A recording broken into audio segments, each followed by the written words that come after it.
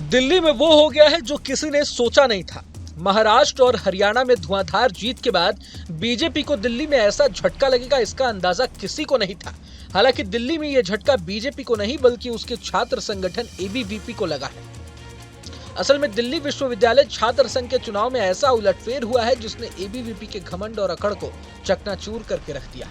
और सबसे खास बात तो यह है कि यह चमत्कार किसी और ने नहीं बल्कि राहुल गांधी के युवा सिपाहियों ने करके दिखाया है। दरअसल दिल्ली यूनिवर्सिटी छात्र संघ चुनाव में इस बार कांग्रेस की स्टूडेंट विंग एनएसयूआई ने जबरदस्त धमाल मचाया है। एनएसयूआई ने इस बार सीधे अध्यक्ष पद पर ही कब्जा कर लिया है। उनके लिए ये जीत इसलिए भी महत्वपूर्ण है क्योंकि 7 साल बाद स्टूडेंट विंग के उम्मीदवार रौनक खत्री ने अध्यक्ष पद पर जीत हासिल की है। रौनक को चुनाव में कुल 20,260 वोट मिले हैं। उन्होंने एबीवीपी के उम्मीदवार ऋषभ चौधरी को 1300 से अधिक वोटों से हरा दिया है। ऐसे में अब हर कोई जानना चाहता है कि रौनक खत्री कौन है और उन्होंने ये अविश्वसनीय जीत कैसे हासिल की है। लेकिन सबसे पहले रौनक खत्री ने जीत के बाद क्या कुछ कहा है, ये सुनते हैं। ये एक ऐतिहासिक जीत, जब हिंदुस्तान के अंदर भारतीय जनता पार्टी की तानाशाही का डंका बज रहा है, उस डंके के बीच पर हम लोग अब की बार डुस्सू की सीट लेकर आए हैं, वो भी अध्यक्ष पद की। दुनिया एक बात कहती आ रही थी कि एबीवीपी अध्यक्ष की पोस्ट नहीं हारेगी। हमने भी उसी दिन ठान ली थी कि एबीवीपी को अध्यक्ष की पोस्ट ही इस साल हरानी है। तो बहुत बड़ी लैंडमार्क जीत है। सभी स्टूडेंट्स का मैं धन्यवाद करूंगा कि उन्होंने एनएसयूआई के पैनल पर विश्वास जताया, बदलाव की और काम की राजनीति को डीयू के अंदर एस्टेब्लिश किया। उनके विश्वास को हम लोग खड़ा उतरेंगे और डीयू के अंदर काम की पॉलिटिक्स की एस्टेब्लिशमेंट करेंगे। क्या इशू ऐसे थे जिनको जनता के बीच लेकर गए, स्टूडेंट्स के बीच लेकर गए और स्टूडेंट्स ने विश्वास भी किया? इशू जो आप डेली पीते हो, पानी, पीने तक का पानी यूनिवर्सिटी के अंदर नहीं है। 400 TDS का पानी यूनिवर्सिटी दे रही है। एप्लीकेशन देने के बाद भी चीज़ें ठीक नहीं होती, उसके लिए भी हमें केस करना पड़ता है। अगर यूनिवर्सिटी में पानी की पीने के लिए भी अगर हमें केस करना पड़ रहा है तो वो यूनिवर्सिटी का हाल बताती है कि 7 साल में एबीवीपी ने सिर्फ झूठे वादों के अलावा यूनिवर्सिटी में कोई काम नहीं किया। स्टूडेंट ने उस चीज़ को समझा और एबीवीपी की तानाशाही को नकारा। सबसे पहली प्राथमिकता क्या रहेगी कि ये काम जल्द से जल्द किया जाए? सबसे पहले इंफ्रास्ट्रक्चर डेवलपमेंट की रहेगी।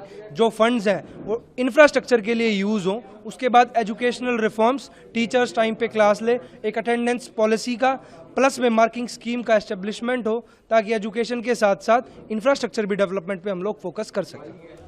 बता दें कि रौनक खत्री दिल्ली यूनिवर्सिटी के मटका मैन के नाम से भी मशहूर हैं।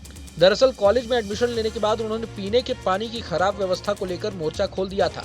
कहा जाता है कि उस वक्त उन्होंने मांग की थी कि पानी की व्यवस्था को ठीक किया जाए, लेकिन जब उनकी मांग पूरी नहीं हुई तो उन्होंने खुद ही कॉलेज कैंपस में मटका रखवा दिया। इतना ही नहीं, वो इस मुद्दे को लेकर कोर्ट में भी चले गए। इसके अलावा उन्होंने कूलर, वाईफाई और एसी की व्यवस्था को लेकर भी अदालत में याचिका दायर की थी। इसके बाद कॉलेज ने इन समस्याओं का समाधान किया। रौनक ने एक इंटरव्यू में बताया था कि इसी साल वो एनएसयूआई से जुड़े थे और उसके बाद एनएसयूआई ने उन्हें अध्यक्ष पद पर चुनाव के लिए मैदान में उतारा था। वो चुनाव प्रचार में भी अपने साथ एक मटका लेकर घूमते थे। उन्होंने दिल्ली यूनिवर्सिटी में एडमिशन में ट्रांसपेरेंसी लाने और छात्राओं से जुड़े हर मुद्दे पर काम करने को अपना मुख्य चुनावी मुद्दा बनाया था। वो खुद दिल्ली यूनिवर्सिटी से कानून यानी लॉ की पढ़ाई भी कर रहे हैं।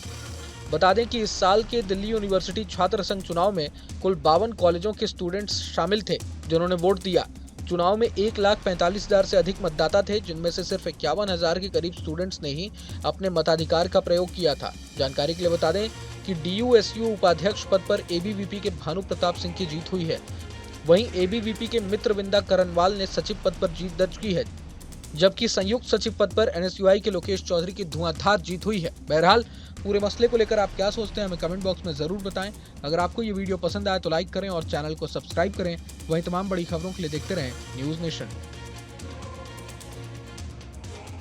न्यूज़ नेशन अब व्हाट्सएप पर खबरों की ताजा अपडेट के लिए न्यूज़ नेशन के इस QR कोड को स्कैन करें।